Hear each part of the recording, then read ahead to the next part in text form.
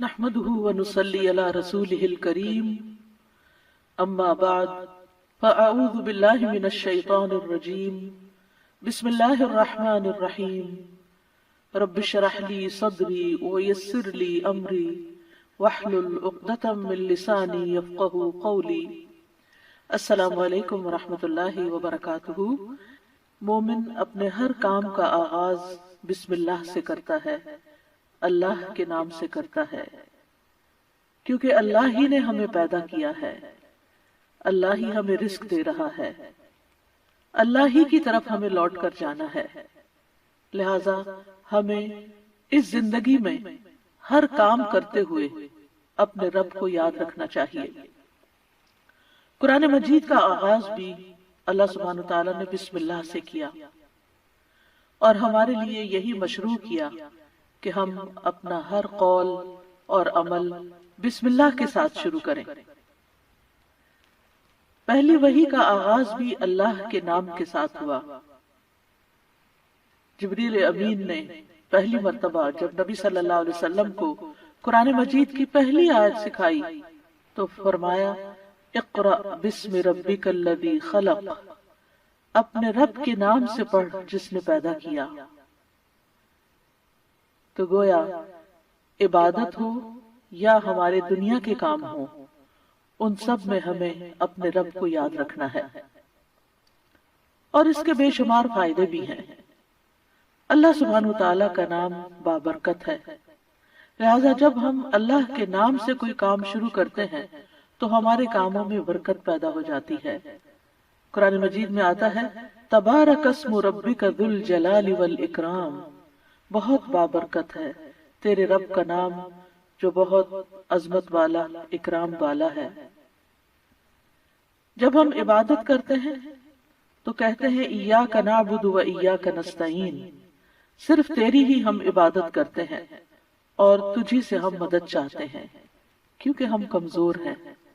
ہم اللہ کی عبادت کا حق ادا نہیں کر سکتے۔ اس لیے کوئی بھی کام جو عبادت کی نوعیت سے تعلق رکھتا ولی خاص عبادات سے، ان کے آغاز میں بھی اللہ کا نام لینا چاہیے، کیونکہ اس سے اللہ کی مدد حاصل ہوتی ہے، اور پھر مزید نیک کاموں کی توفیق بھی ہوتی ہے۔ انسان برائی سے بچتا ہے،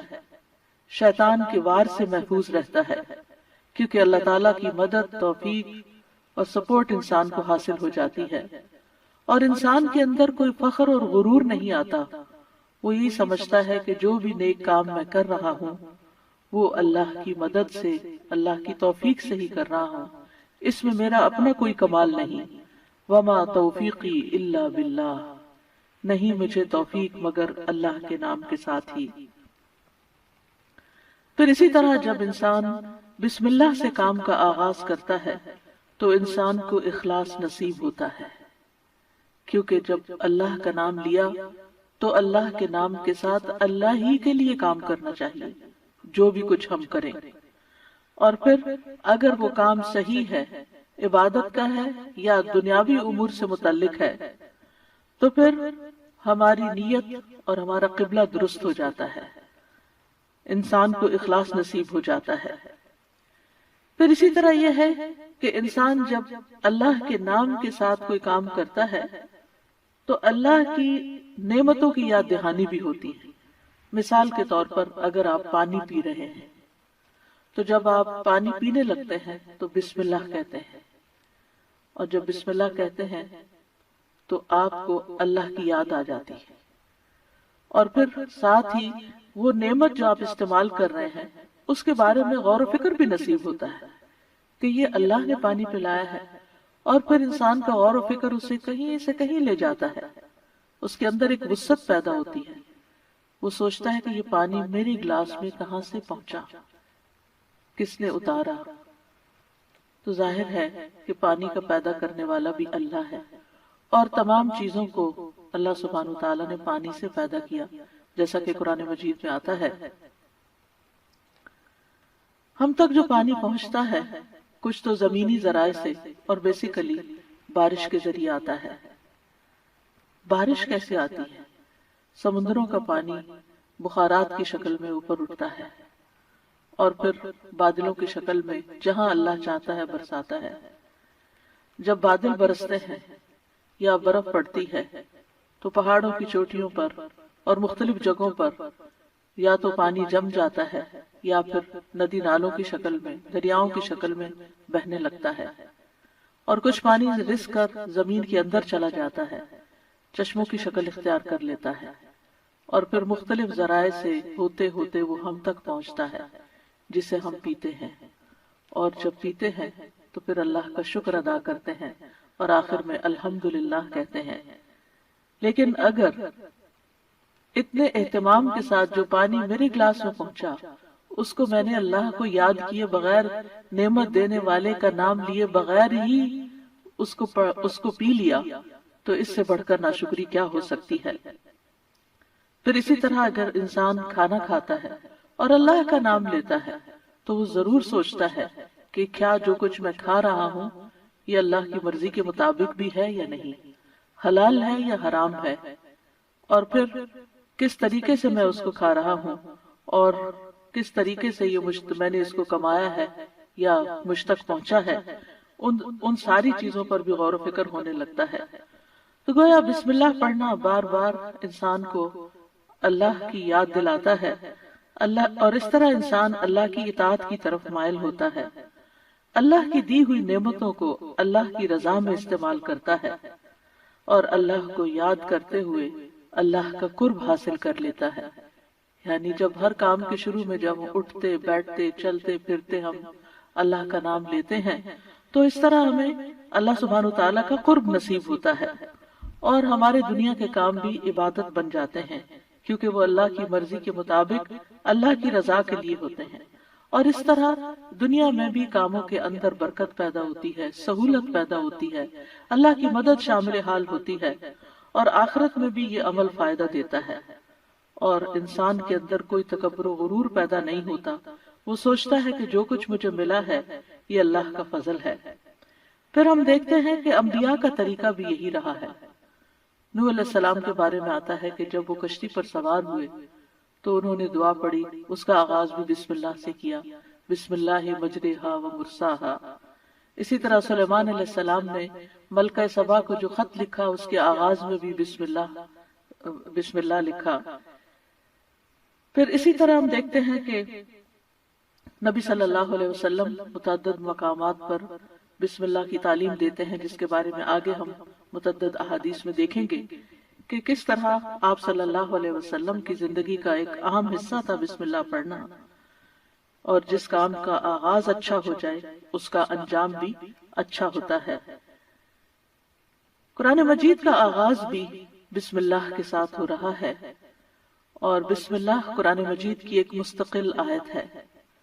یعنی یہ کہ سورۃ الفاتحہ یہ کسی اور سورت میں داخل نہیں ہے،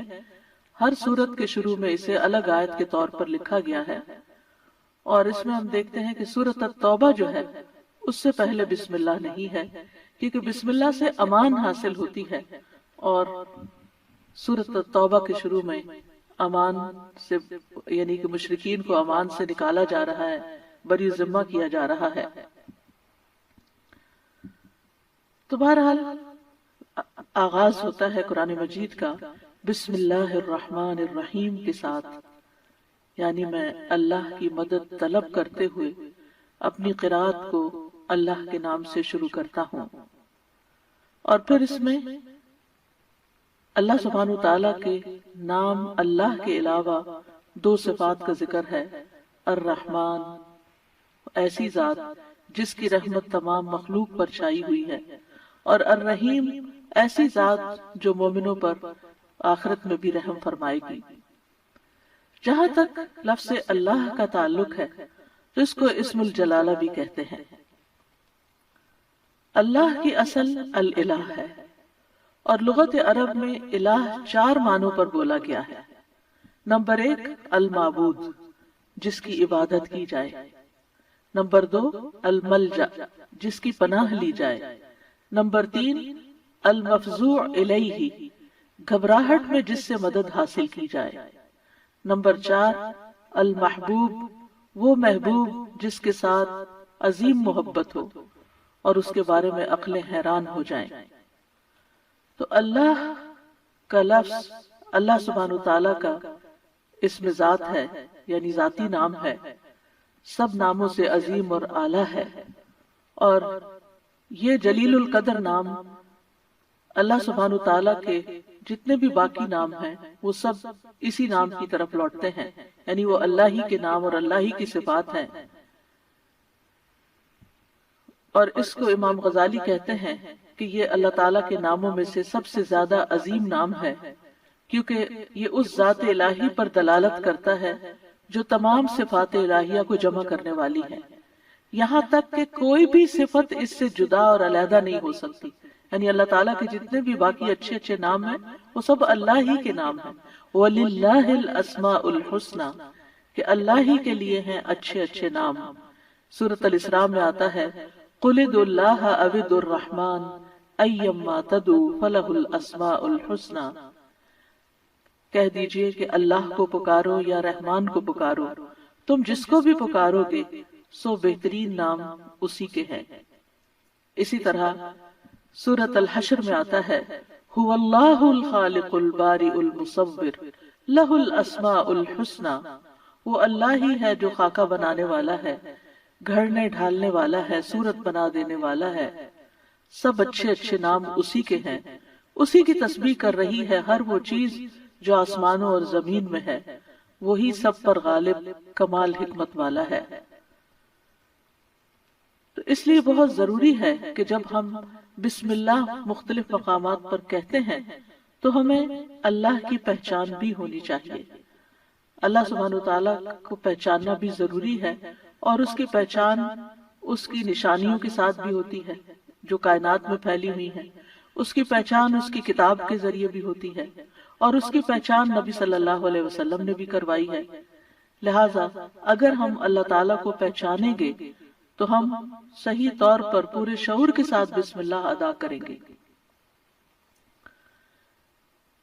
بلحجیم قبیلے کے ایک آدمی سے روایت ہے، وہ کہتے ہیں کہ میں نے پوچھا اللہ کے رسول آپ کن چیزوں کی دعوت دیتے ہیں؟ نبی صلی اللہ علیہ وسلم نے فرمایا میں اس اللہ کی طرف دعوت دیتا ہوں جو یکتا ہے۔ قال ادعو الی اللہ وحدہ، وہ اللہ کون ہے؟ اللہ وہ اللہ کہ جب تم پر کوئی مصیبت آتی ہے اور تم اسے پکارتے ہو تو وہ تمہاری مصیبت دور کر دیتا ہے، اور جب تم کسی بیابان اور جنگل میں راستہ بھول جاؤ اور اس سے دعا کرو تو وہ تمہیں واپس پہنچا دیتا ہے، جب تم قحط سالی میں مبتلا ہوتے ہو اور اس سے دعا کرتے ہو تو وہ پیداوار ظاہر کر دیتا ہے، یعنی تمہارے سب کام وہی بناتا ہے۔ لیکن یہاں خاص طور پر اس آیت کے اندر یعنی بسم اللہ الرحمن الرحیم کے اندر اللہ سبحانہ تعالیٰ نے اپنا جو تعارف کرایا ہے، اپنی جو پہچان کرائی ہے، وہ اپنی صفت رحمت کے ساتھ کروائی ہے کہ کون ہے اللہ؟ وہ جو بے حد مہربان، بہت ہی زیادہ مہربان۔ الرحمن فعلان کے وزن پر مبالغہ کا صیغہ ہے کہ جو بہت ہی زیادہ، یعنی انسان کی عقل اس کو کمپریہنڈ کر ہی نہیں سکتی کہ وہ کتنا مہربان ہے۔ اور پھر مزید اسی صفت سے، صفت رحمت ہی سے الرحیم کا لفظ آیا کہ جو بار بار رحم کرنے والا ہے۔ لہذا اللہ سبحانہ تعالی وہی ہے جو اپنی رحمتیں نچھاور کرتا ہے، اور رحمت کا مطلب ہے نرمی اور شفقت کرنے والا۔ گویا اللہ سبحانہ تعالیٰ کی صفات میں اللہ تعالیٰ کے اپنے بندوں کے ساتھ، اپنی مخلوق کے ساتھ معاملہ کرنے میں نرمی اور شفقت ہے۔ اور رحمان اور رحیم دونوں صفات اللہ ہی کی ہیں، دونوں نام اللہ ہی کے ہیں، لیکن دونوں میں تھوڑا فرق ہے۔ رحمان ایسی رحمت والا جس کی رحمت دنیا کی تمام مخلوقات کو اور آخرت میں مومنوں کو بھی شامل ہے، یعنی یہ رحمت عام ہے۔ اور اسی نام سے اللہ سبحانہ تعالیٰ نے اپنے آپ کی پہچان کروائی کہ الرحمن علی العرش استوی، وہ بے حد رحم فرمانے والا عرش پر بلند ہوا۔ اور رحیم سے مراد ایسی رحمت والا کہ جو قیامت کے دن صرف مومنوں کے لیے ہوگی۔ اور ہم جانتے ہیں کہ اللہ سبحانہ تعالیٰ کی رحمت کے 100 حصے ہیں، جس میں سے صرف ایک حصہ دنیا میں اتارا ہے، باقی اللہ سبحانہ تعالیٰ نے آخرت کے لیے، یعنی اس کی باقی رحمتیں 99 جو ہیں وہ آخرت کے لیے ہیں جس کی بنا پر وہ بندوں کی بخشش فرمائے گا۔ یہاں دونوں ناموں کو اکٹھا کیوں کیا گیا ہے؟ اللہ سبحانہ وتعالیٰ کے دونوں نام الرحمن اور رحیم کا مل کر آنا اللہ سبحانہ وتعالیٰ کی رحمت کے مزید کمال کو بیان کرتا ہے۔ اور اس کے بارے میں ابن القیم رحمہ اللہ کہتے ہیں کہ جہاں تک الرحمن اور رحیم دونوں ناموں کو جمع کرنے کا تعلق ہے تو اس کا معنی ان دونوں معنوں سے اچھا ہے جو معنی ان کے الگ الگ بیان کیے جاتے ہیں، یعنی وہ مزید جمع ہو جاتا ہے۔ اور وہ یہ ہے کہ الرحمن اللہ کی قائم صفت پر دلالت کرتا ہے اور لفظ الرحیم اللہ کی مخلوق پہ کی جانے والی رحمت سے تعلق رکھتا ہے۔ پس نام اللہ یعنی پہلا نام جو ہے اللہ کی ذاتی صفت یعنی ذاتی صفت رحمت پہ دلالت کرتا ہے، اور دوسرا نام اللہ کے فعل پر دلالت کرتا ہے کہ اللہ اپنی رحمت کے ساتھ مخلوق پر رحم فرماتا ہے۔ اور ابن قیم یہ بھی کہتے ہیں کہ ان دونوں صفات کو جمع کرنے کا یہ فائدہ ہے کہ اللہ نے دنیا میں جلد اور آخرت میں بعد میں واقع ہونے والی رحمت کی خبر دی ہے، اور اللہ کی خاص اور عام رحمت کے متعلق خبر دی گئی ہے، اور اللہ کی رحمت اس کے غضب پر غالب ہے۔ ابو ہریرہ کہتے ہیں کہ رسول اللہ صلی اللہ علیہ وسلم نے فرمایا، جب اللہ مخلوق کو پیدا کر چکا تو اس نے اپنی کتاب لوح محفوظ میں لکھا جو اس کے پاس عرش پر موجود ہے کہ میری رحمت میرے غضب پر غالب ہے، اور اس کی رحمت بہت وسیع ہے۔ قرآن مجید میں آتا ہے وَرَحْمَتِي وَسِعَتْ كُلَّ شَيْءٍ، میری رحمت نے ہر چیز کو گھیر رکھا ہے۔ کوئی اس کو مانتا ہے یا نہیں مانتا، اس کی عبادت کرتا ہے یا نہیں کرتا، تو ہم جتنے بھی دنیا میں لوگ چل پھر رہے ہیں سخت نافرمانیاں کرتے ہیں، لیکن اس کے باوجود وہ ہمیں جینے کی مہلت دیتا ہے، رزق دیتا ہے، ہمارے کام سنوارتا ہے، ہمیں مشکلات سے بچاتا ہے۔ تو اللہ کے یہ دونوں نام جو ہیں یہ انسان کو اگر ان کی پہچان ہو جائے تو ہر غم اور پریشانی اس کی دور ہو جائے، کیونکہ ہر تکلیف میں ہر مشکل میں اگر انسان یہ یاد کر لے کہ میرا رب بڑا ہی مہربان ہے، بڑی ہی رحمت فرمانے والا ہے، تو انسان کی پریشانی دور ہو جائے کہ وہ ہے کوئی جو میری مشکل آسان کر سکتا ہے، اور وہ اپنی رحمت فرمائے گا اور ضرور کر دے گا۔ تو ہمیں ہر کام سے پہلے بسم اللہ پڑھنی چاہیے، کیونکہ اللہ سبحانہ وتعالیٰ کا نام لینے والا کامیاب ہوتا ہے، اور جیسے کہ قرآن مجید میں آتا ہے قد افلح من تزکا وذکر اسم ربہ فصلی،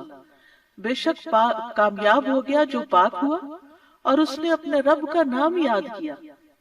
یعنی رب کا یہ نام لینا کامیابی کی علامت ہے، کامیابی کی ضمانت ہے۔ اور پھر نماز پڑھی، یعنی اس آیت کا ترجمہ ہے، اور صبح و شام خاص طور پر اللہ کا نام لینا چاہیے۔ سورۃ الانسان میں آتا ہے وَاذْكُرِ اسْمَ رَبِّكَ بُكْرَةً وَأَصِيلًا، اور اپنے رب کا نام صبح اور پچھلے پہر یاد کیا کرو۔ تو بہرحال اللہ کا نام لینا برکت کا سبب ہے۔ ایک شخص نے نبی صلی اللہ علیہ وسلم سے کہا، ہم کھانا تو کھاتے ہیں لیکن ہم سیر نہیں ہوتے، ہمارا پیٹ نہیں بھرتا۔ آپ نے فرمایا شاید تم الگ الگ کھاتے ہو، اپنے کھانے پہ جمع ہو جایا کرو اور کھانے کے وقت اللہ کا نام لیا کرو، وہ تمہارے لیے اس کھانے میں برکت ڈال دے گا۔ یعنی یہ مطلب یہ ہے کہ اگر تھوڑا بھی ہوگا تو تمہارا پیٹ بھر جائے گا اور تمہاری بھوک مٹ جائے گی۔ اسی طرح اللہ کا نام لینے سے انسان کو ہر طرح کی حفاظت بھی ملتی ہے۔ جابر بن عبداللہ سے مروی ہے کہ رسول اللہ صلی اللہ علیہ وسلم نے فرمایا، جب رات کا آغاز ہو یا جب شام ہو جائے تو اپنے بچوں کو روک لو، گھر سے باہر نہ نکلنے دو، کیونکہ اس وقت شیاطین پھیل جاتے ہیں۔ پھر جب رات کی ایک گھڑی گزر جائے تو انہیں چھوڑ دو اور دروازے بند کر لو، اس وقت اللہ کا نام لو، کیونکہ شیطان بند دروازے نہیں کھول سکتا۔ اللہ کا نام لے کر اپنے مشکیزوں کا منہ باندھو، اللہ کا نام لے کر اپنے برتنوں کو ڈھک دو، خواہ کسی چیز کو چوڑائی میں رکھ کر ہی اس کو ڈھکو، اور اپنے چراغ سونے سے پہلے بجھا دیا کرو۔ تو اس سے کیا پتہ چلتا ہے کہ رات کو آخری کام جو کر رہا ہوتا ہے انسان، چاہے کیسی تھکاوٹ کیوں نہ ہو، یہ کام وہ ہیں جو تقریباً سب لوگ کرتے ہیں، تو ان سب چیزوں پر بھی بسم اللہ پڑھنی چاہیے اس وقت بھی اللہ کا نام لینا چاہیے۔ پھر اسی طرح اللہ کا نام لینے سے انسان اچانک پہنچنے والی مصیبت سے بھی محفوظ رہتا ہے۔ عثمان بن عفان کہتے ہیں، میں نے رسول اللہ صلی اللہ علیہ وسلم سے سنا، آپ فرماتے تھے جس نے شام کو 3 بار یہ دعا پڑھ لی اسے صبح تک کوئی اچانک مصیبت نہیں آئے گی، کوئی اچانک مصیبت نہیں آئے گی۔ یعنی اس کا مطلب نہیں کہ دوسری آ جائے گی، یعنی ایک دم کسی قسم کی پریشانی اس کو لاحق نہیں ہوگی۔ اور وہ دعا ہے، بسم اللہ الذی لا یضر مع اسمہ شیء فی الارض ولا فی السماء وہو السمیع العلیم۔ اللہ کے نام سے، وہ ذات کہ اس کے نام سے کوئی چیز زمین میں ہو یا آسمان میں نقصان نہیں دے سکتی، اور وہ خوب سنتا ہے اور خوب جانتا ہے۔ اور جس نے صبح کے وقت یہ دعا پڑھ لی اسے شام تک کوئی اچانک مصیبت نہیں آئے گی، اور جب شام کو کوئی پڑھ لے تو صبح کے وقت صبح تک اس کو پریشانی نہیں ہوگی۔ اسی طرح اگر انسان بسم اللہ نہیں پڑھتا تو یاد رکھیے کہ بسم اللہ نہ پڑھنے کا نقصان یہ ہے، ابن عباس کہتے ہیں کہ ابلیس نے اللہ تعالیٰ سے کہا کہ تو نے اپنی ساری مخلوق کا رزق واضح کر دیا، میرا رزق کس میں ہے؟ تو اللہ تعالیٰ نے فرمایا، ہر اس چیز میں جس پر میرا نام نہ لیا جائے۔ تو گویا جس چیز پر ہم اللہ کا نام نہیں لیتے وہ رزق پھر شیطان کے حصے میں چلا جاتا ہے، گویا ہم اپنے دشمن ہی کو فیڈ کرتے ہیں۔ قیامت کے دن بھی اللہ کے نام سے وزنی کوئی چیز نہ ہوگی۔ پھر اسی طرح اللہ کا نام لینے سے، یعنی اس دعا کے پڑھنے کے مواقع کون کون سے ہیں؟ نمبر 1، ہر کام شروع کرنے سے پہلے، تاکہ اس میں برکت اور مدد حاصل ہو، اس کے اندر قبولیت ہو، ہمیں اخلاص نصیب ہو۔ پھر خاص طور پر کھانا کھانے سے پہلے، حضرت عائشہ کہتی ہیں کہ رسول اللہ صلی اللہ علیہ وسلم نے فرمایا، جب تم میں سے کوئی کھانا کھانے لگے تو چاہیے کہ اللہ تعالیٰ کا نام لے، پھر اگر شروع میں اللہ تعالیٰ کا نام لینا بھول جائے تو چاہیے کہ یوں کہے، بسم اللہ اولہ و آخرہ، اللہ کے نام سے اس کھانے کے شروع میں اور آخر میں بھی۔ پھر اسی طرح لباس اتارتے وقت بسم اللہ پڑھنی چاہیے۔ انس رضی اللہ عنہ سے روایت ہے کہ نبی صلی اللہ علیہ وسلم نے فرمایا، جنوں کی آنکھوں اور بنی آدم کی شرمگاہوں کا پردہ یہ ہے کہ جب ان میں سے کوئی اپنے کپڑے اتارے تو بسم اللہ پڑھ لے، یعنی اتارنے سے پہلے پڑھ لے، تو جن اور شیاطین کی نظر نہیں لگتی۔ اسی طرح جب آپ بچوں کو کپڑے تبدیل کروا رہے ہوں تو اس وقت بھی بسم اللہ پڑھ لیں۔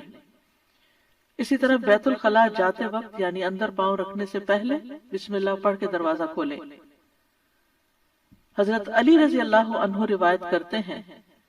کہتے ہیں کہ رسول اللہ صلی اللہ علیہ وسلم نے فرمایا، جنوں کی آنکھوں اور بنی آدم کی شرمگاہوں کا پردہ یہ ہے کہ جب ان میں سے کوئی بیت الخلاء جائے تو بسم اللہ پڑھ لے، یعنی وہاں بھی وہ، یعنی کیونکہ جب انسان ننگا ہوتا ہے تو فرشتے، اس حفاظت کے فرشتے اسے دور چلے جاتے ہیں، تو اس وقت حفاظت پھر کس سے حاصل ہوگی؟ جب آپ واش روم میں جانے سے پہلے بسم اللہ پڑھ کے پھر داخل ہوں گے۔ اسی طرح وضو سے پہلے، ابو ہریرہ کہتے ہیں کہ رسول اللہ صلی اللہ علیہ وسلم نے فرمایا، لا صلاۃ لمن لا وضوء لہ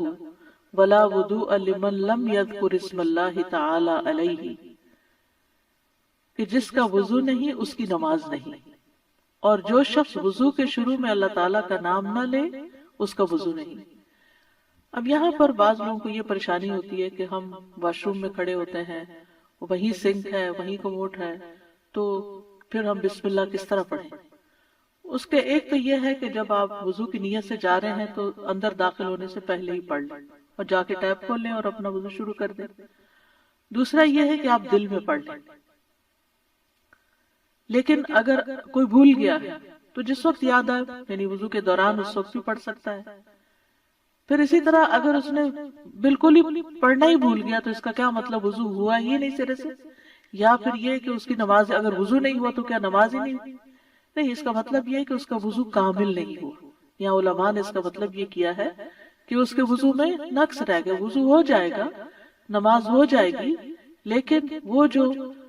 برکت حاصل ہونی تھی یا زیادہ ثواب ملنا تھا اس سے انسان محروم ہو جاتا ہے۔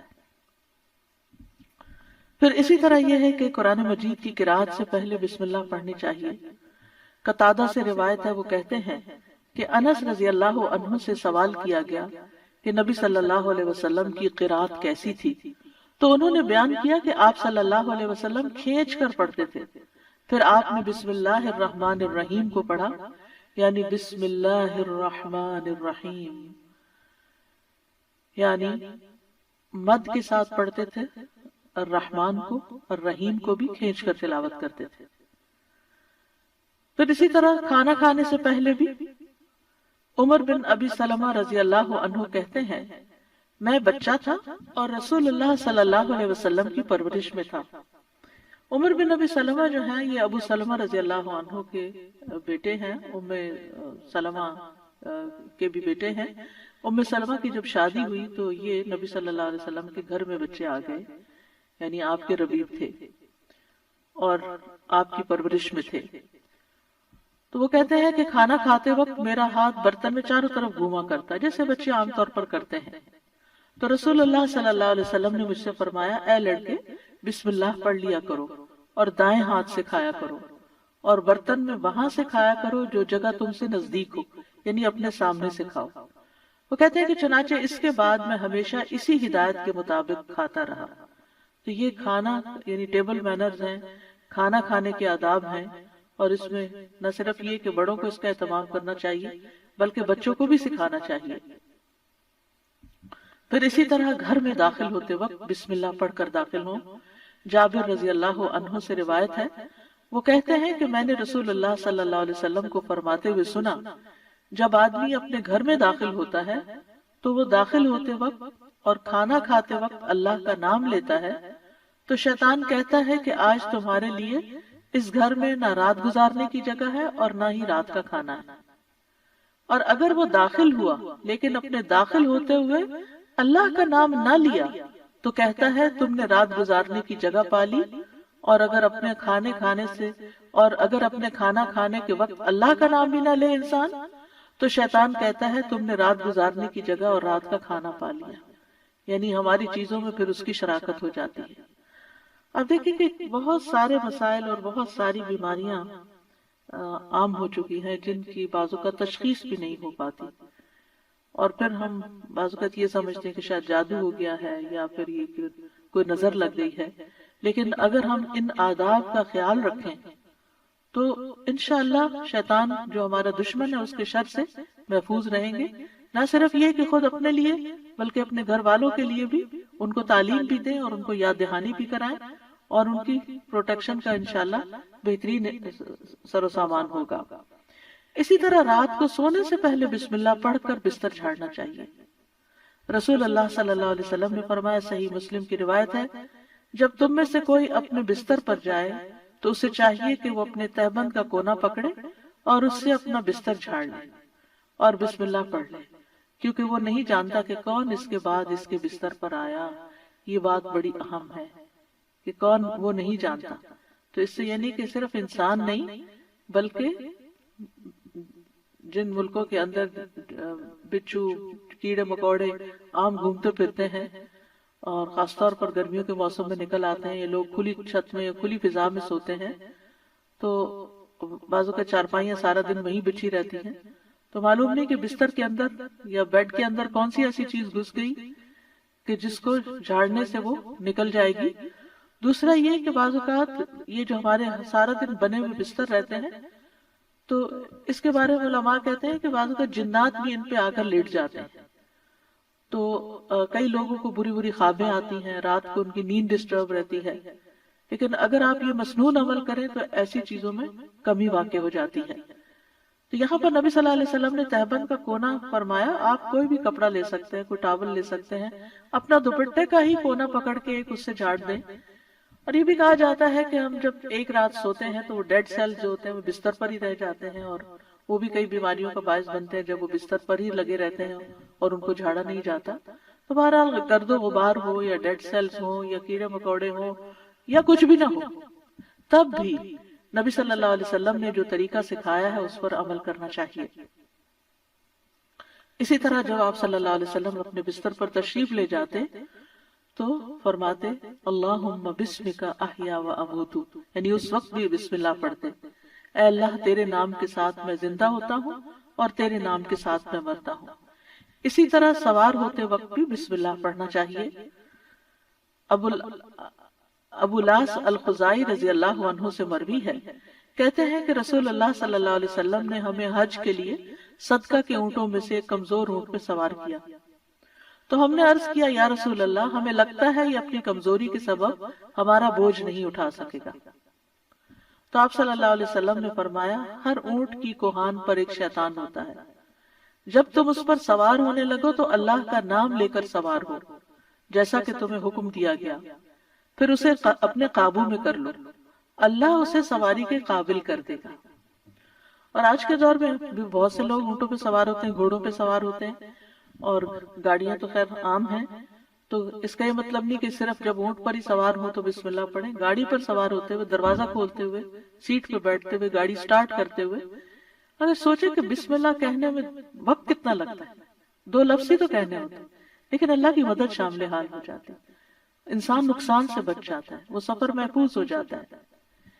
اسی طرح تکلیف کے وقت بھی بسم اللہ کہنا چاہیے۔ جابر رضی اللہ عنہ کہتے ہیں جب غزوہ احد میں طلحہ رضی اللہ عنہ کی انگلی کٹ گئی تو انہوں نے کہا،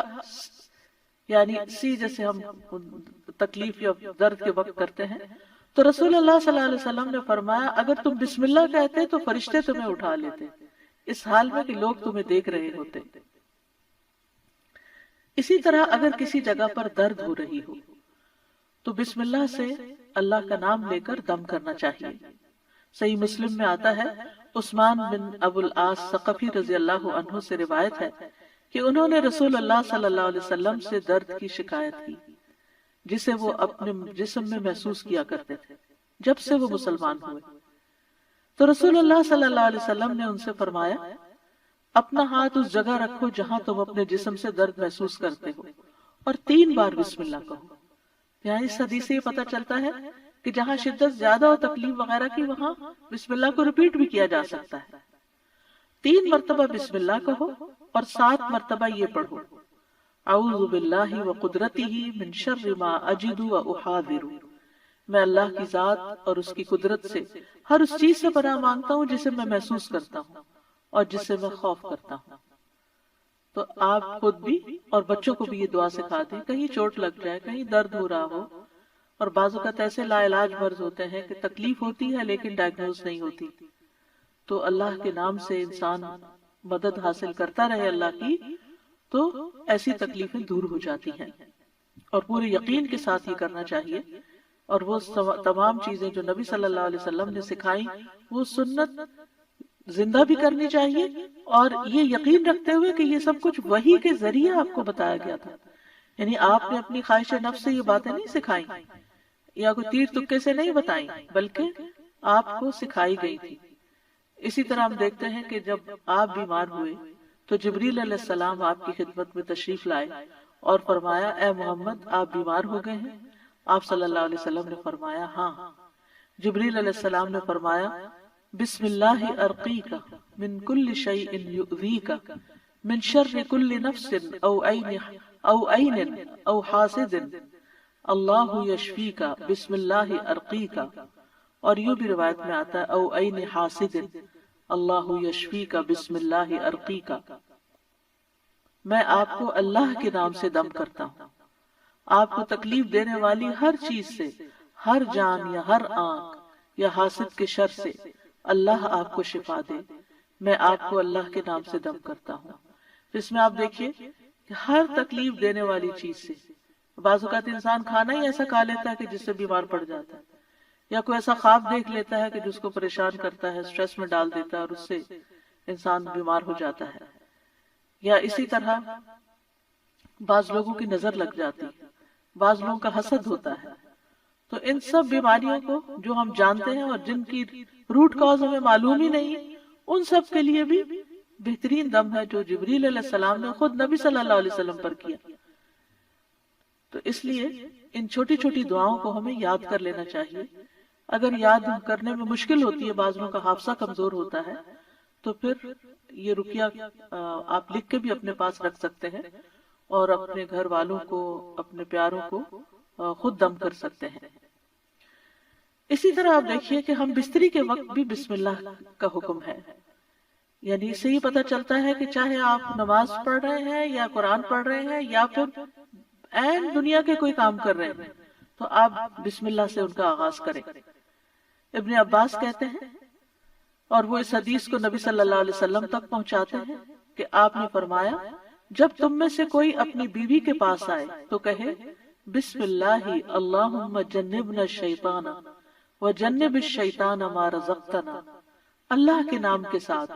اے اللہ ہمیں شیطان سے بچا اور شیطان کو اس چیز سے دور رکھ جو اس کے نتیجے میں تو ہمیں عطا فرمائے۔ یہ دعا پڑھنے کے بعد میاں بیوی کو جو اولاد ملے گی اسے شیطان نقصان نہیں پہنچا سکتا، یعنی اتنا فائدہ ہے اس دعا کا، یعنی عین اس وقت بھی اللہ کے نام کو، اللہ کی یاد کو نہیں بھولنا چاہیے۔ پھر اسی طرح جانور ذبح کرتے وقت قرآن مجید میں آتا ہے وَالْبُدْنَ جَعَلْنَاهَا لَكُم مِّن شَعَائِرِ اللَّهِ لَكُم فِيهَا خَيْرٌ فَاذْكُرُوا اسْمَ اللَّهِ عَلَيْهَا صَوَافَّ، اور قربانی کے بڑے جانور ہم نے انہیں تمہارے لیے اللہ کی نشانیوں سے بنایا، یعنی اللہ کی نشانیاں ہیں، تمہارے لیے ان میں بڑی خیر ہے، سو ان پر اللہ کا نام لو، اس حال میں کہ گھٹنا بندھے کھڑے ہوں، یعنی اونٹوں پر۔ اس کا مطلب نہیں کہ صرف اونٹوں پر، بلکہ آپ صلی اللہ علیہ وسلم نے ایک مرتبہ سینگوں والے مینڈوں کی قربانی دی تو آپ اپنے ہاتھ سے انہیں ذبح کر رہے تھے، اور صحابی کہتے ہیں کہ حضرت انس، میں نے دیکھا آپ نے ان کے رخسار پر قدم رکھا ہوا تھا، آپ نے بسم اللہ پڑھی اور تکبیر کہی، بسم اللہ اللہ اکبر۔ اسی طرح خط کے آغاز میں میت کو دفناتے وقت ابن عمر رضی اللہ عنہ سے مروی ہے کہ نبی صلی اللہ علیہ وسلم جب میت کو قبر میں اتارتے تو فرماتے بسم اللہ وعلی سنت رسول اللہ، اللہ کے نام سے اور رسول اللہ صلی اللہ علیہ وسلم کے طریقے پر۔ تو گویا آغاز بھی اللہ کے نام سے اور زندگی کا آخری مرحلہ بھی اللہ کے نام سے۔ تو کرنے کے کام یہ ہیں کہ ہر کام شروع کرنے سے پہلے اللہ کا نام لیں، تاکہ آغاز اچھا ہو تو انجام بھی اچھا ہو۔ شروع میں لینا بھول جائیں تو جب یاد آئے تو بسم اللہ پڑھ لیں۔ مثلاً بعض اوقات ہم بہت مصروف ہوتے ہیں یا بہت شدید بھوک لگی ہوتی ہے تو ایک دم ہم کھانے پہ جیسے ٹوٹ پڑتے ہیں اور بسم اللہ نہیں پڑھتے، حالانکہ جب کھانا لگ جاتا ہے تو گھر کا بڑا جو ہے وہ کہتا ہے بسم اللہ، یعنی شروع کیجیے۔ تو یہ جو لفظ بسم اللہ ہے، بسم اللہ الرحمن الرحیم، اس میں صرف یعنی کہ یہ جار مجرور ہے، اور اس میں یا تو فعل محذوف ہے یا پھر اسم محفوظ ہے، محذوف ہے۔ محذوف کا مطلب ہے کہ وہ حذف کیا گیا ہے، موجود نہیں۔ کیوں؟ اس لیے کہ وہ انڈرسٹوڈ ہے کہ جب ہم کوئی کام کریں گے تو ہماری نیت میں وہ چیز ہوگی کہ اللہ کے نام سے میں پانی پیتا ہوں، اللہ کے نام سے میں کھانا کھاتا ہوں، اللہ کے نام سے میں سونے لگا ہوں، اللہ کے نام سے میں گھر سے نکلنے لگا ہوں۔ گھر سے نکلنے کے وقت کی دعا بھی بسم اللہ توکلت علی اللہ۔ تو ہمیں اپنی ساری زندگی کا جائزہ لینا ہے کہ ہم کہاں کہاں بسم اللہ پڑھتے ہیں۔ آپ دیکھیے کہ اسلامک کلچر میں تو ہر موقع پر، یعنی جب کوئی کام نہیں کہا جاتا، آپ کے بھی دل میں ہوتا ہے دوسرے کے بھی، تو آپ صرف بسم اللہ کہہ کے اس کو سمجھا دیتے ہیں۔ مثلا آپ کے گھر کی بیل بجتی، آپ دروازہ کھولتے ہیں، آپ کا کوئی دوست کھڑا ہوتا ہے تو آپ کہتے ہیں بسم اللہ، یعنی اس کا یہ مطلب آپ یہ نہیں کہتے اندر داخل ہو جاؤ، یہ نہیں بولتے، آپ کہتے بسم اللہ۔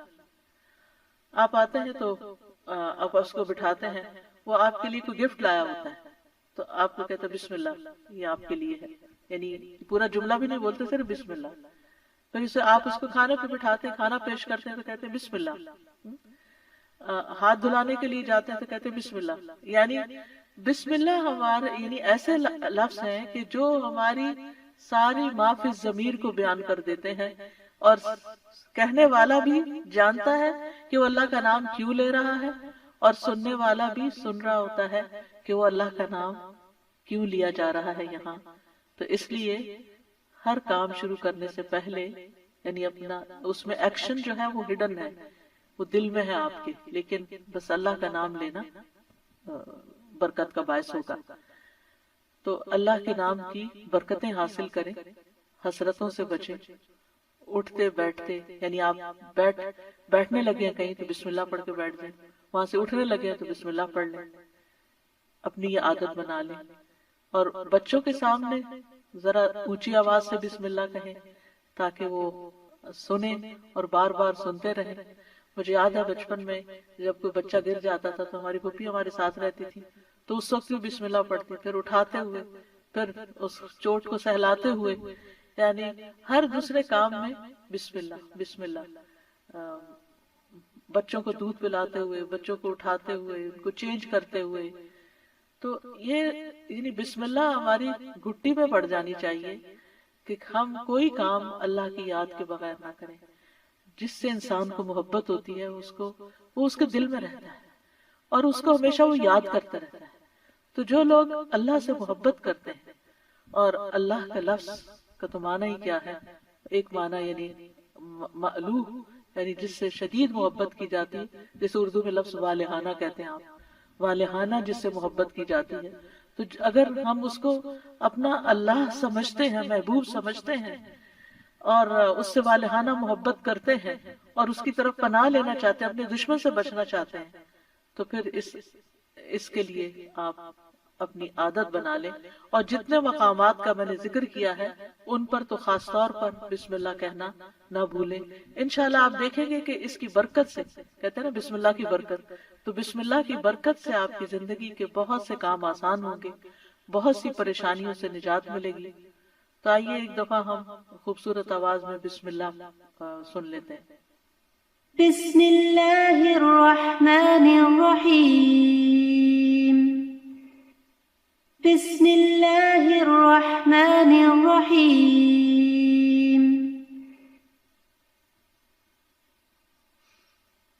بسم اللہ الرحمن الرحیم، اور اسی کے ساتھ بسم اللہ الرحمن الرحیم۔ اس کے ساتھ ہی میں آپ سے اجازت لیتی ہوں۔ انشاءاللہ اب دورہ قرآن کا وقت ہو گیا ہے۔ جو لوگ الہدیٰ لائیو پر ہیں وہ فیس بک پر یا زوم پر چلے جائیں، اور انشاءاللہ فیس بک اور یوٹیوب اور زوم پر انشاءاللہ دورہ قرآن پیش کیا جائے گا، اور کل انشاءاللہ اسی وقت 2 بجے پھر آپ کے ساتھ دوسرے پارے سے ایک آیت کا انتخاب کر کے آپ کے ساتھ بات چیت ہوگی۔ اس وقت تک کے لیے آپ سب کو اللہ کی حفاظت میں دیتی ہوں۔ اللہ سبحانہ وتعالی ہمارا یہ رمضان کا مہینہ، کیونکہ یہ رمضان اسپیشل ہے، رمضان کے سلسلے کی ایک کڑی ہے، اور اس وجہ سے اس کو رکھا گیا ہے، یعنی ہر پارے سے صرف ایک آیت کو سلیکٹ کیا گیا ہے تاکہ ہم ایک آیت کو سمجھ بھی جائیں اور اس کو اپنی زندگی میں لے آئیں، تاکہ ہمارا علم ہم پر بوجھ نہ ہو، ہمارے لیے عمل کرنا آسان ہو۔ یعنی کبھی یہ روایت رہی کہ ایک دن میں ایک سپارہ پورا پڑھ لیا جائے، کبھی تیز بارش ہوتی، اور کبھی ایک دن میں بس ایک آیت ہی سمجھ لی جائے۔ تو اصل مقصد کیا ہے؟ تدبر اور عمل، کہ ہم غور و فکر بھی کریں اور اس کے ساتھ ساتھ عمل بھی کریں۔ وآخر دعوانا ان الحمد للہ رب العالمین، سبحانک اللہم وبحمدک، اشہد ان لا الہ الا انت، استغفرک واتوب الیک۔ السلام علیکم ورحمۃ اللہ وبرکاتہ۔